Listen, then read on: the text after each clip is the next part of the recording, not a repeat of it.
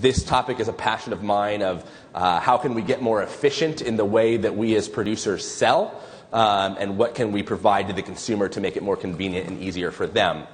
So we're going to go down the line. Each person's going to have about a minute to say who they are and what they do. My name is Donica Markegard, and I'm with Markegard Family Grass-Fed, and we work to regenerate the grasslands of the Bay Area by raising nutrient-dense food in the forms of grass-fed beef, pasture-raised pork, grass-fed lamb, poultry, and some raw milk. And so we're right here in San Mateo County, just right over on the coast, as well as in Sonoma County. We lease roughly 8,000 acres, mainly from private land trusts and public agencies. I'm Diana Rogers. My first job is as a nutritionist. So I tell people to eat the meat and vegetables that my second job produces. So I live on a working farm. We do pastured pork, goats, sheep, chickens for eggs, and we run a vegetable CSA. We supply one restaurant, and we just opened a farm stand this year. So kind of both sides, nutrition and production. My name is Jenny McGregor, and I run Nourished Kitchen, which is a popular website about traditional foods and traditional food pathways. In addition to that, I worked as a farmers market manager for a number of years, where we implemented some pretty ingenious new programs to give farmers more money for their product, as well as to provide access to traditional real foods for people of low incomes.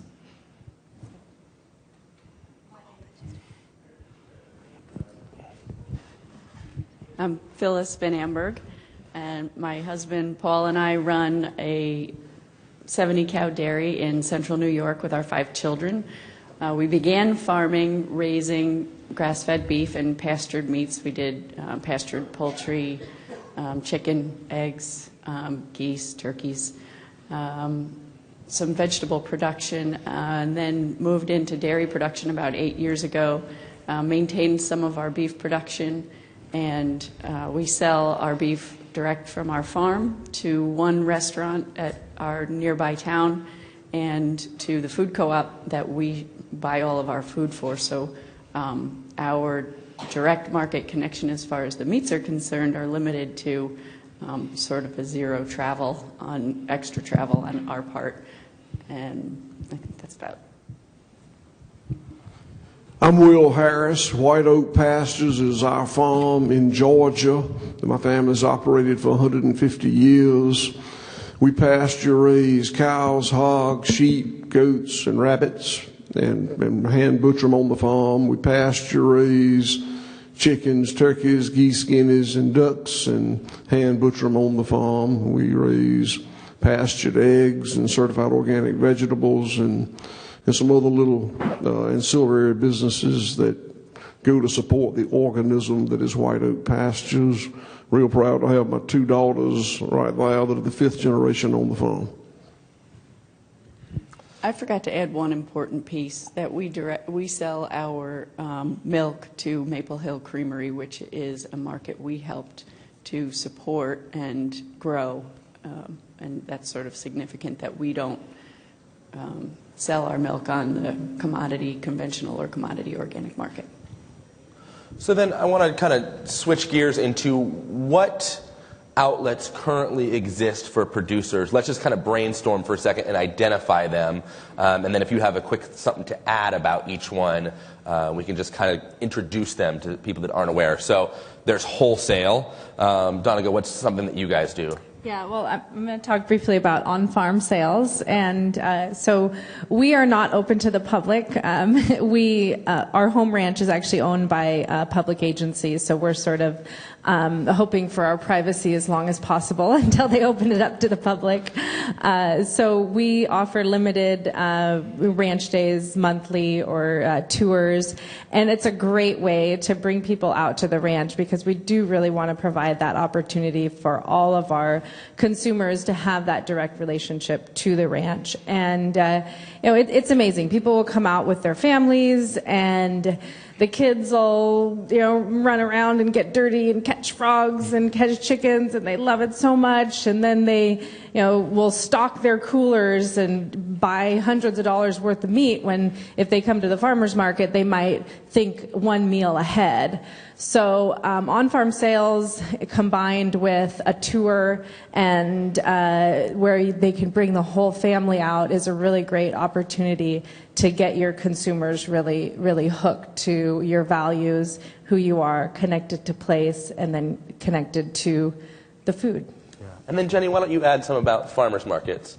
Certainly. Farmers markets are an excellent way to connect directly with the consumer, especially new consumers who may not be familiar with your farm or ranch, particularly those who are new to the area or new to real foods. Maybe they've purchased from grocery stores in the past, and this is their first entrance, as you would have it, to farmers who practice things like holistic management. So it's a great way to connect. And there's also farm stands, CSAs, and many, many new farmers are exploring the idea of selling their product online on a national market as well. And then, Diana, you were going to talk about CSA and maybe some about restaurant sales. Yeah, so I spent about 10 years at farmers markets, and I think my personal experience was that it's exhausting. Like, all I can picture is dehydration. It's hot. As a vegetable farmer, your vegetables are no longer sellable after a day at the farmer's market. People at the markets would price compare. We'd have nonprofits that would way undercut, because they're like running a youth program, and so they're selling tomatoes for $1 a pound, and you're like, oh God. So our best relationships that we've developed have been through our CSA. We have people come to us. But we have the benefit of living in a really amazing suburb of Boston where people are highly educated. They have the money to do it. So I know it doesn't work for everybody. I think it really depends. If you have to drive to a market and develop that's awesome. But we do our best to really endear people. Our retention's really, really high because they love our farm and we're talking to them. We always have someone in the pick your own field talking to people while they're out picking, explaining that, this is a cherry tomato, those are strawberries. This is what you want to pick, not those. And then with restaurants, it can be a real challenge. So we're fortunate to have Kristen Canty's restaurant right up the street. So she's the director of Farmageddon, and sourcing to her and her chef is top. So, the chef comes to our farm all the time. He wants our purslane. So we harvest weeds for him. He wants the kale with the holes in it.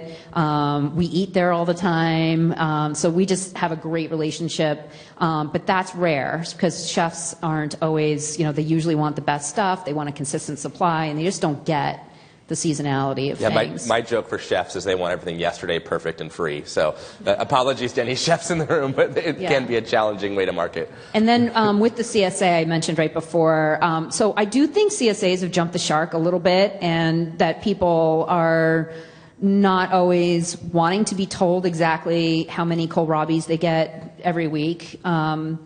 So we offer a lot. We've really expanded on that. We offer a lot of things just for retail.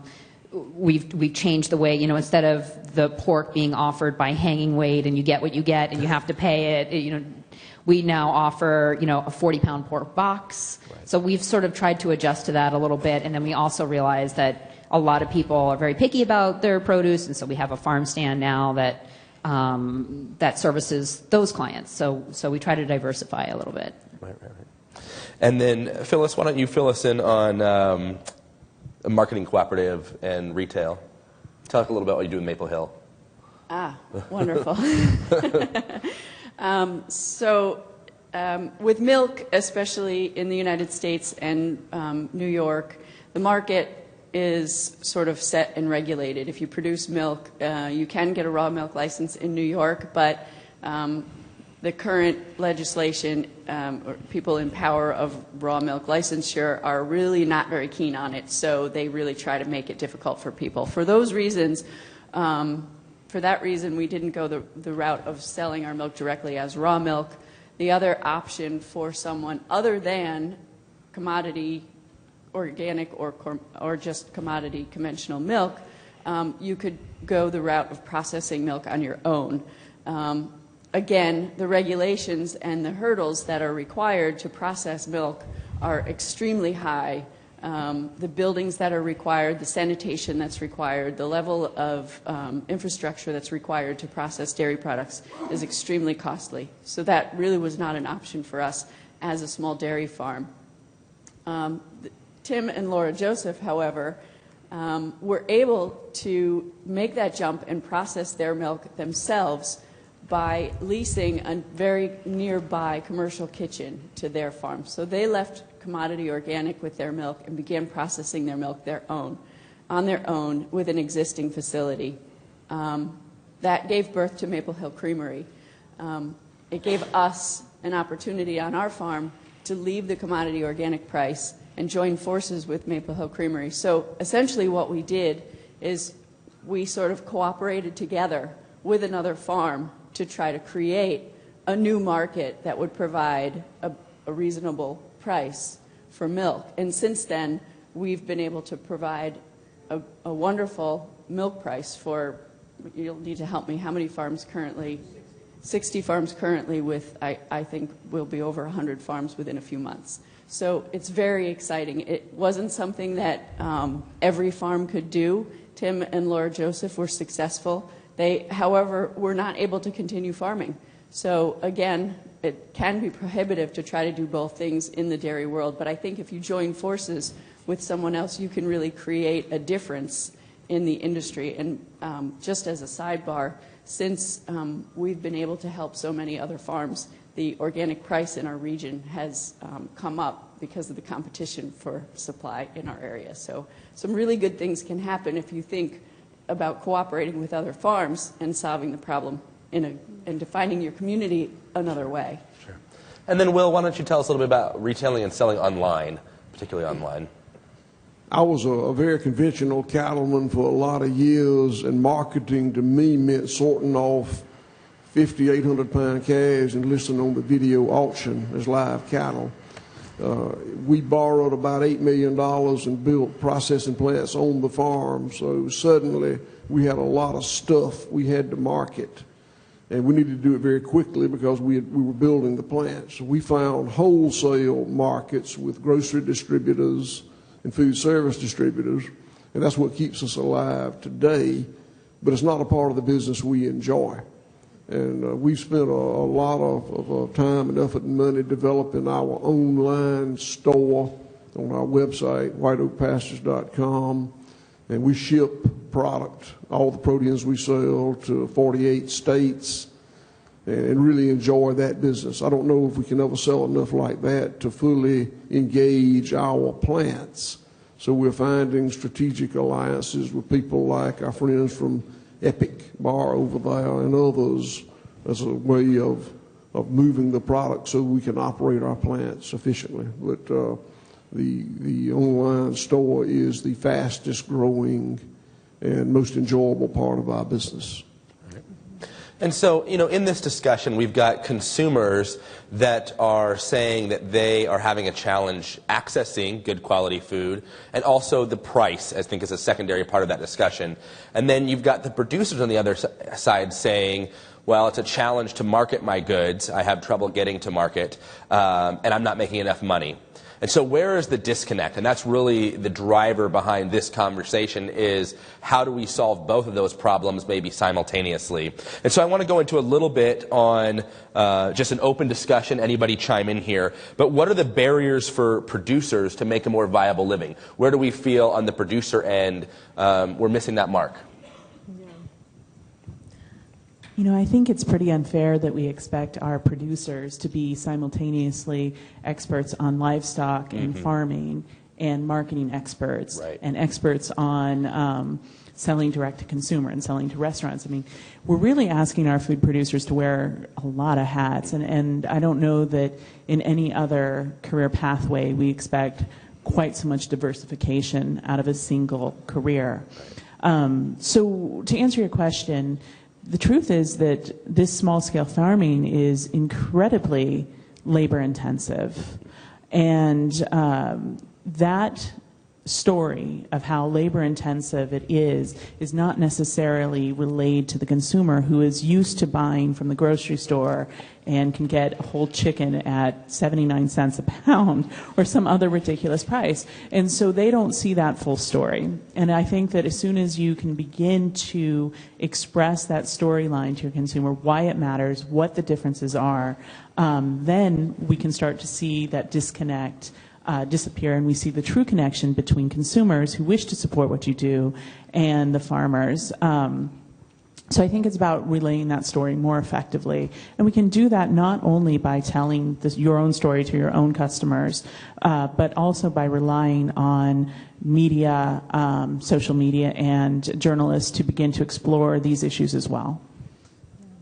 I can speak to that because my husband and I were raising 4 kids living in the Bay Area on an agricultural income, and that is very difficult right now. With we rent our house, we lease all of our land, and land is very competitive right now because of the price of cattle, and so we're in the midst of a 4-year drought.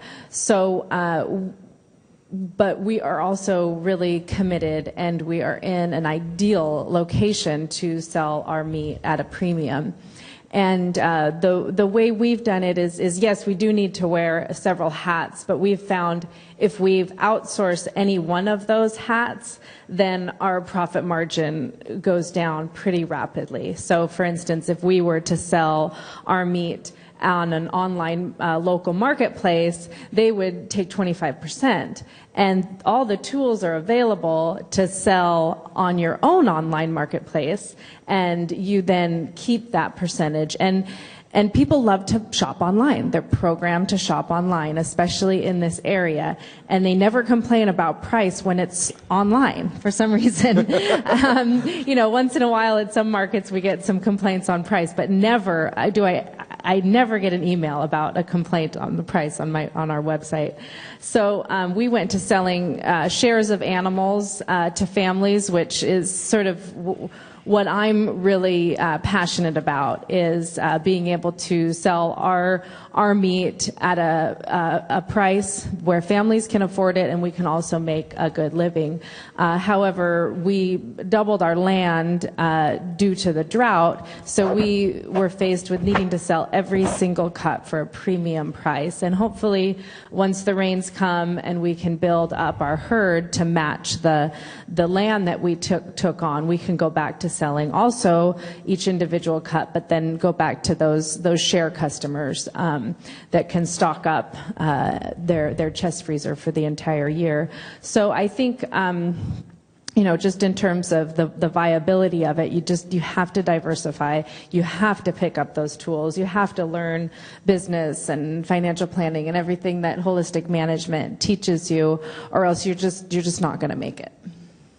Well, I'm sure you got something to say in barriers. But over the last 70 years, enormous resources have been devoted to really smart people that researched ways of taking cost out of production. And we farmers have taken enormous cost out of production. The smaller the animal, the more cost we took out of the production. Consumers, sophisticated consumers, have made the decision that they want food that's more sustainably produced or humanely produced. And when we choose to do that, we give up those tools that took cost out of production. So what does that do? It raises the cost of production. So consumer education is essential so that these people understand why they're being asked to pay more. And our greatest nemesis are multinational food companies who find ways to spin it. So they don't really take the cost out of production, they just kind of explain it away. Yeah, that's a great point, and I want to riff on that a little bit. I actually looked up the amount of calories in a gallon of gas this morning, and it's 31,000 calories in a gallon of gas, and the average human eats 2,000 calories every day. And so for $3, you get however many humans that is, 15 and a half humans of labor for every gallon of gas. If we want to start employing people, and if you are into holistic management, you know we talk about a holistic context, but if one of our goals is going to be that we employ people, we have to look at how we employ machines less, and Wendell Berry's got some great topics on that as well. And so thank you for bringing that up, Will, that if that's going to be a goal of ours as a society, we have to honor that when we go and buy our products. There's an additional point here about the tools that were used to make our cost of production cheap, and that was that we transformed our agriculture from a more regenerative state into a mining state, because those tools enabled us to create food cheaply in an extractive sense. And with a great amount of externalized cost. A great amount of externalized cost, and with an extractive process that also took the nutritional value out of the food. So the education of the consumer in the cost of repaying that ecological debt, actually restoring the health to our practices and the health to the land that supports the food, which in turn is going to support the return of the nutritional value to the food, is something that we all have to pay. And we, as producers, are willing to do the backbreaking labor, but we're all going to have to take the burden of that ecological debt that we've been. Right. And this is another thing in holistic management. You know, if we focus on a single variable, you'll get all sorts of unintended consequences like this. So if your only goal is cheaper food, you can get cheaper food, but where do all those externalities go?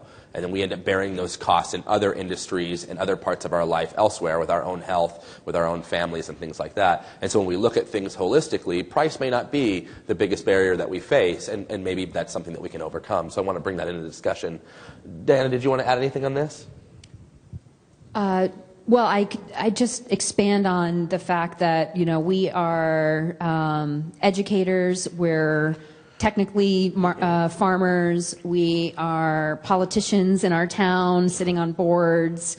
So we do wear so many hats, and it's a important skill set that farmers, you know, understand that that's what they're getting into. And just on the education piece, we work with our local school. Every grade comes, we have a K-8 school that's walkable from our farm, and every grade comes 3 times a year. And so when these young people who are from these, you know, great families become doctors and lawyers, you know, not necessarily to like make these kids farmers necessarily, although some of them will be. We have seen that as well. We're hiring kids to work in the field, $1 a tomato hornworm, you know. But you know, if they have time on the farm, then they're going to be much more likely in the future to care about sustainable ag. And then we also have great relationships with Harvard Kennedy School of Government's coming to the farm for their global. It was like the global policy and politics class, and so and not one of the students was American in there, and we're the example farm for that. So we're trying to. I just think education and getting people on farm, but we do happen to live, you know, half an hour outside of Cambridge, and in an opportunity have opportunities like that. So it would be a totally different story if we were in a different area. Yeah. So there's a great quote by John F. Kennedy: "The farmer's the only man in our economy who buys everything at retail, sells everything at wholesale, and pays freight both ways." And it's so true. And I really loved where the discussion went at the start with Jenny's point about farmers and ranchers having to wear so many hats in today's model, that we're really asking them so much of them. But then to Donaga's point, that some really want to do that because they really want to maximize the profit margin they can make. And I think both of those points are extremely valid. I think that we need the farmers and ranchers that want to do it all, and they really have bore this on their back, the burden to really take this through the transition of how do we create a new paradigm in the food marketplace. And so it's those people that are really championing that. But to get the whole movement on board, to really get all the ranchers and farmers out there to switch the way they're doing it now, I don't think that, from my personal perspective, that we can expect them all to do that. And so I think we need a hybrid. We need to have something to where there are other people out there that can wear those other hats. And whether that's marketing cooperatives or bulk buying deals or shared logistics, whatever that comes out of that in the various iterations, I think we need both for that to happen. But it has to happen in a way that it's still profitable for the farmer and the rancher in the first place. And so I think that's was really key of something that I wanted to get out of this. I also just thought of a quote from Joel Salatin that's been personal for me in direct selling. He says, if at least 10%, and if you're a consumer, I apologize to you right now, but if at least 10% of your customers aren't complaining about price, you're doing something wrong. So to really know where that price point is, you can't be sensitive to every single person that says, this doesn't work for me. One of the basics of good business is you can't be all things to all people. You have to have a target market, and you need to know your place. And so usually in that direct market space, you're going to have a pretty targeted market. So I think those were great points. One thing that we didn't talk about, though, in barriers, which I'm surprised didn't come up, is regulations. So I'd love to get into what regulations, we don't have to get super specific, but we can if we want to. If there are regulations in place at the local, state, or federal level that you feel like really impede your ability to go to market in a way that allows you to kind of maximize the best for your business and your family. Yeah, so here in California, we also do some raw dairy, just a small herd share, and we attempted to pass a bill a couple years ago. AB this is live streaming, so there'll probably be armed officers waiting for you. And it failed in committee due to some pretty extremists legislators, but. At this point, we're still operating that, but it's very, very minimal. So we would not grow it to the point of having a serious investment in it because of the environment around raw milk. So that's unfortunate because a lot of families really depend on the raw milk that we produce and that they co-own. So hopefully in the future that will change. And for meat, some of you may be familiar with, there was a really big recall at one of the USDA plants that a lot of us used. And then that plant ended up being shut down and bought by a local company, Marin Sun Farms. And so we get everything slaughtered and butchered at USDA facilities, and that is a huge expense for us. However, we don't have the $8 million and have no desire to run a plant, so it's just sort of something that is looped into the cost of production, and it's huge.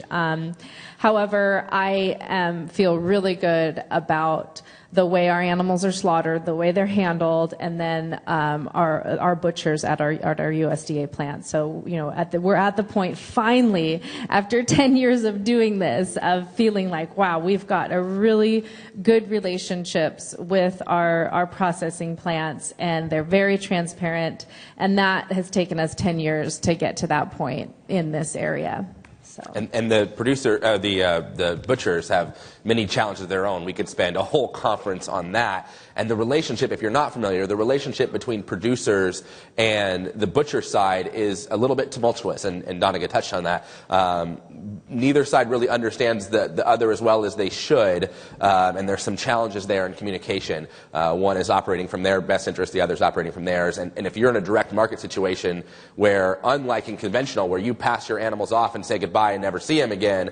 Now you pass them off to a butcher who provides a service for you, and then you get that back, and now you're responsible. Your whole brand is built on how that's cut, what cuts you get.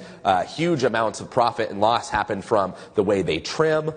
Your business is really made or broke based on that relationship with your butcher, and it's very, very challenging. And then they have somebody sitting over their shoulder all the time with a flashlight looking at every nook and cranny, making sure that everything is safe. And so I was going to have a talk at this conference on a little bit more of that relationship and opening up local butchery. We were trying to get Shelley Pingree from, she's a U.S. House of Representatives congresswoman in Maine. She has put forth a bill called the Prime Act, which is working on allowing local abattoirs to open up that would not have to be federally inspected, that could be state inspected, but on a national level. California used to have that in the 80s. We lost it. Some states still have it. It operates. Every state is different. So imagine, just like raw milk, meat is the same thing. Imagine 50 different rules around the country. And now if you want to open a national brand, how challenging that is, that you have to operate within all 50 of those different rules. So I'm not necessarily saying that we want an overarching, imposing plan, but it does create some interesting challenges there. Did anyone else have something to add on regulations? Sounds like Will does, but go ahead, Diana. Oh, I was just going to say the Prime Act is in Congress now, yes. So people can call. Yes. About that. Yep. And Shelley was sorry she couldn't be here. Yeah, and Thomas Massey presented on that too. Put it forward. So yep. cool. They did it together. Yeah. Very cool. And I was just going to say, in a small town, we have issues with our local Board of Health just not, ag is just not something that she's educated on. There was a law in town. I guess there used to be a really big pig operation that was really gross. And so the town has a no piggeries law. Okay. So we just moved to this new farm that we're at 3 years ago, started having pastured pigs, didn't even bring it up. And then, in the winter we were asked if we had any pigs. Well, they were all in the freezer. So no, we don't have any pigs. And then some local homesteaders wanted to have pigs, wanted to do it legally, went to the Board of Health, asked permission. And then there was this whole thing, well, what is a piggery? What's the definition of a piggery? And they were like, well, maybe let's say more than 3 pigs is a piggery. And we're like, come on. So just that, and on-site chicken slaughter is another huge issue, just because the local Board of Health does not understand the way we do things, or even she can't even interpret the state regs.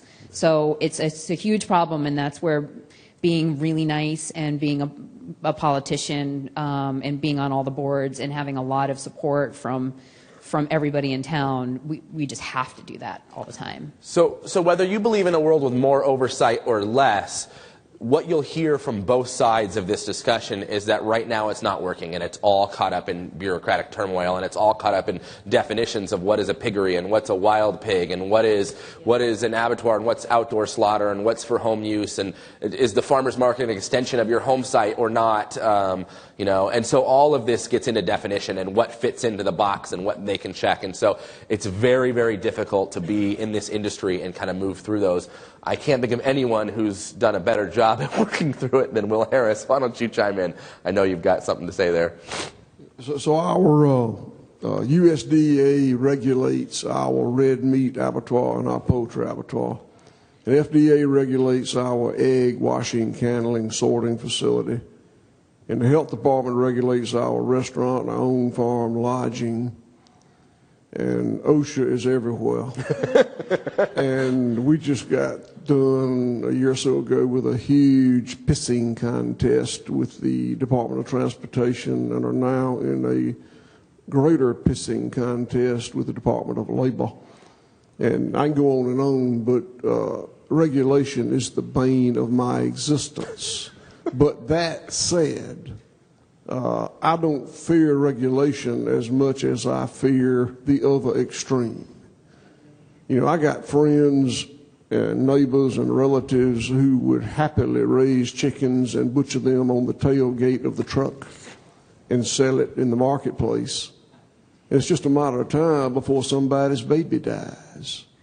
And when that happens, what they're going to say is pastured poultry kills somebody's baby. And you got to be careful what you ask for. I want less regulation, but I don't want a less regulated marketplace. People are getting sick eating food with all this regulation. Right. If you turn it over to Billy Bob and John Boy, it'll get worse. And I know that. No, the only piece I was going to add is that back to the education of the consumer, the existence of regulation was a barrier as a small producer to the participation in farmers markets, because with meat, with a USDA slaughter, we're actually, we've got the animal, now we have a value-added expense of USDA slaughter and process, and then at the farmer's market, because this product has been processed, we were always required to carry an additional liability policy that was not imposed, I believe, on the vegetable producers. But some, I think there are a few processed foods that are not required, are classified as highly processed, I think jams and jellies, but breads. But meat and dairy products are considered a high risk. So there was an additional liability policy that was required for us to participate in any farmers markets. You add that to the, no way I want to spend my day that way, and that was just not something that was worthwhile for us to do. And again, that if you take that even one step further, you can enter into the dairy industry, which makes it extremely difficult to direct market. So those regulations and those requirements were barriers for us to reach our consumers on a small level, and what led us to sell our products the way we do. That reminds me of a story. So on our farm, we sold meat and we had orchard crops. And so we wanted to start a U-pick operation. And so I called up the insurance agent and I said, how crazy is it if we do a U-pick operation? And she said, oh, no, it'd be great. She goes, here's 5 different people that, we'll put together a policy for that, and we can just build it into your existing plan. And so I said, okay, that's great. And she says, are you still selling meat? And I said, well, yeah, of course. And she says, oh, I'm sorry, I take that all back. She goes, there's not an umbrella policy out there in the world that will cover consumers, regular folks on ladders, and a farm that also sells meat. And so she said, you've got to pick one or the other. And so we stuck with doing meat. But, it was an odd conversation. But just, for the limited number of illnesses that come from meat, the way it is treated in the marketplace, both on the private side and the government side, I mean, I tell friends of mine, my generation is the first generation that our food is treated like hazardous waste.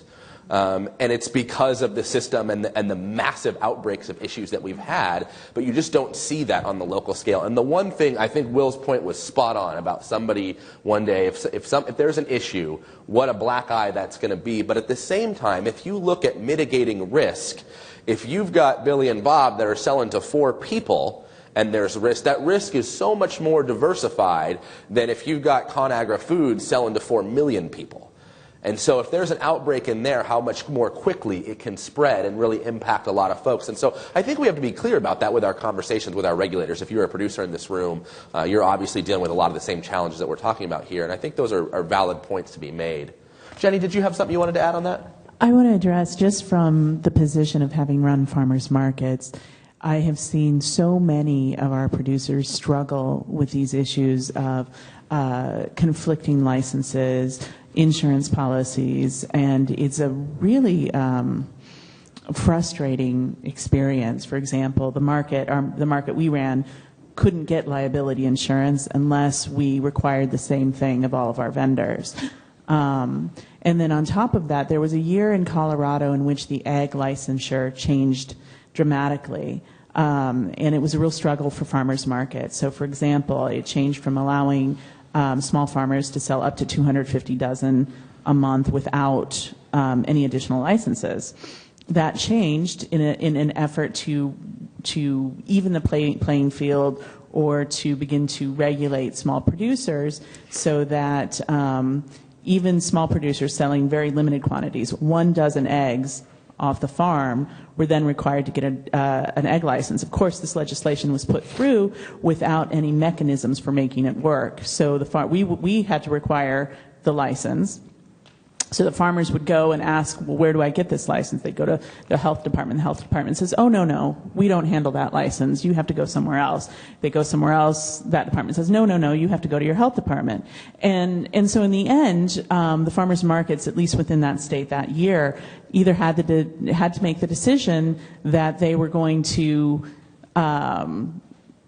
engage in civil disobedience by not requiring the egg license, which is the direction that our market went, or they were going to simply say you can't sell eggs, which is the direction a lot of markets went. So we have to look at this conflicting legislation, and we have to also ask our legislators why we're expecting very, very small producers to be held to the same level of licensure requirements as very large producers, because they don't scale very well. So I want to switch gears here. We've got 10 minutes left, and I want to switch to the consumer's point of view. What things do the consumers want that they aren't currently getting in the total food marketplace, but also in the alternative food marketplace? So let's keep it short, but just throw some ideas out there quickly if you've got something. Yeah, I mean, we sell everything, and it's thanks to blogs like yours, Jenny, and Sally Fallon. I mean, our bones just, we have to bring almost 2 giant coolers full of bones and no fall to markets just because there's such a high demand for that. So, every once in a while we get people that won't buy anything because it's not marinated or not convenient enough, but we have no problem selling everything in the Bay Area, and thanks to so many of these educators. So I've noticed that they really like to hear about, like, we've got a fox and it's eating all our chickens, and just kind of like those stories. So we try hard to just let them know, like, the good and the bad. Right. And again, we live in a great area. We're trying to diversify, offering for CSA, retail. But just telling our story and letting them into our issues that we face on a daily basis. Right. To echo what Diana said, much of the customer base is really after a story, because that story has been lost for decades to grocery stores and middlemen, and that connection to the farm, which has for previous generations been very tangible. Is something that this current generation is missing and is looking to revive. That said, what many of your customers are looking for is explanations on how to use the whole animal. What the heck is an arm roast and how do I use it? What do I do with all this, round steak that ended up in my box when I bought a quarter cow? And you can help them with that by directing them to resources, to cookbooks and things like that. But yeah, they need to learn how to use the whole animal, because it's a lot more than just pork bellies and ribeyes. I think that consumers are missing and wanting the whole picture. At least as far as Maple Hill Creamery is concerned, there is overwhelming feedback that our customers, I call them ours, that's not my company, but I have ownership issues, I guess. Well, I feel like they're our customers because it's our milk. And I think all of our farmers feel that way. But that is echoed back to us. The people that purchase Maple Hill Creamery dairy products, they really want to know that the farmers are happy and doing well. They really want to know that those cows are outside. They really want to know that the calves run around. They want to know that, those cows are fat and happy. And they want to know that the nutritional profile of what they're buying is higher than what they can get. And they're extremely loyal. And if they could come and see every farm, they would. And they really, really honestly care about that. And there is such a void of those types of food in the general marketplace.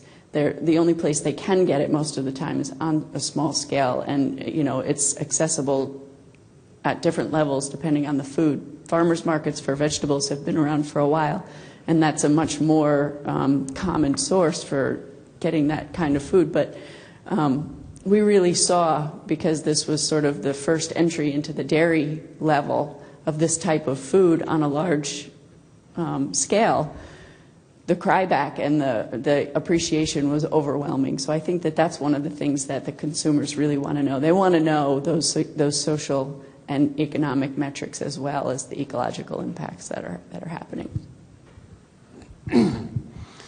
We have great customers that show us enormous appreciation for what we do and what we provide them, and we don't get many complaints, and we're grateful for that.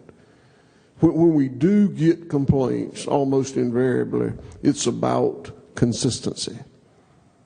And at our red meat abattoir, if we're killing cattle, we'll kill about 30 head a day. At a big Tyson plant, they will kill, listen to me, 400 head per hour, 16 hours a day. When you have that, the cattle are not that consistent. When you've got that enormous flow of cattle through there, you can sort off ribeyes, thousands of them that look just alike. So the customer expectation for consistency is at a level that we can't achieve. And consistency within the seasons. And that too, right. Correct. So, we tell our customers that you just have to celebrate the inconsistency. That's right. And some of them do, but that is the I guess that's the problem. If we got a problem, that's the problem we have. I think there's a cultural shift happening in our country around the way we run our households, the way we buy our food, and that's a beautiful thing. But while it's happening and while we're in the middle of it, I think we need to address the consumers where they are now. And the biggest thing that consumers seem to want is convenience, and this is where we see the most amount of advancement in the marketplace. And so while I think all of these outlets are fantastic, to really break the mold and to really get out of the paradigm that we're in now, I think we have to look at what those convenient options are. So I wrote down a couple of options in addition to convenience. Lack of transparency, that was talked about a little bit here, but I think the consumers really demand authenticity, and they want to know the good, the bad, and the ugly of what goes on in the process of how their food is produced. And I think we should be forthcoming in providing that to them. There's a lot of confusion in labeling. What is a cage-free egg? Does that mean that she was out on pasture her whole life, the hen, or was she locked in a house with 100,000 friends and they were just not in cages? I think we know the answer to that, but the consumer doesn't, and they struggle with that. And then I think price still comes up. I think it's still part of that debate, and how can we bring the cost of goods to a range that they feel is affordable and can be accessible to everyone. We also have a problem in our country where I call it the parenthetical crisis, where all the people live on the coast, like in parentheses, but the vast amount of food is produced in the middle. How are we going to address that? I think we need a rural revival where people come back in and we get a more even spread. But in the meantime, how are we going to address this long term? Everyone up here, most of us are on the coast. I think everyone up here is on one of those coasts. We can sell everything we can produce like that. That's not the weak link in our challenge. But if you are in Cheyenne, I bet you do have more of a challenge like that. And we hear from people in the middle of the country all the time that that's more their weak link. And so I think we're going to have to overcome some logistical challenges as well as we get this rural revival. And I think the internet is really playing a role with that. People that are able to work from home, they're now moving their families out into the Midwest with high-speed internet. And one person works from home and works a more typical modern job, and the rest of the family homesteads. And so I think we're seeing some of that. So hopefully more of that can grow and we can rebuild small communities, which is what all of these ideals are based on, and what the whole local food movement is based on, is small communities that support each other. But I think we're going to have to bridge that gap a little bit with some advanced logistics and some really smart logistics. So just something to keep in mind. But then also that convenience piece, I think, is a huge factor. So I wrote, just kind of for myself, a holistic context or a goal of where I see the food movement going. And it'd be great to just something to think about it as we go throughout the conference, just kind of riff on and think if we think this would work or not. But what if real food was produced in a way that regenerated the environment and was available to consumers 24 hours a day or even delivered to their door, had one central checkout, unlike a farmer's market where you paid at each stand and had to go only one day a week, was from farms and ranches that were managed holistically, celebrated the producer in a way with maximum transparency and respect for their lifestyle, and was not necessarily cheap, but somehow available across income levels while still paying the farmer a professional wage. I think that's what we all want, and maybe I'm wrong, and I would love to have that, again, ongoing conversation. We're out of time here, but I think that's what we all want. What pieces, then, let's start thinking, what pieces need to be put in play to make that happen? This is all the first step. These people are the champions that have led the first wave of the attack. But now we've got to take it to the next step, and how do we do that? How do we really change the way that food goes from growing in the soil and into the eater's mouth? And I think there are ideas that haven't even begun to be thought about outside of the grocery store, the farmer's market, a CSA delivery model. I think there are all new schemes out there that we haven't even come up with. So that's a lot of what this conference is about. Let's break into new paradigms and do new things. So thank you for listening. Thank you to our panelists. And we're going to jump into our next talk in a few minutes. Thank you.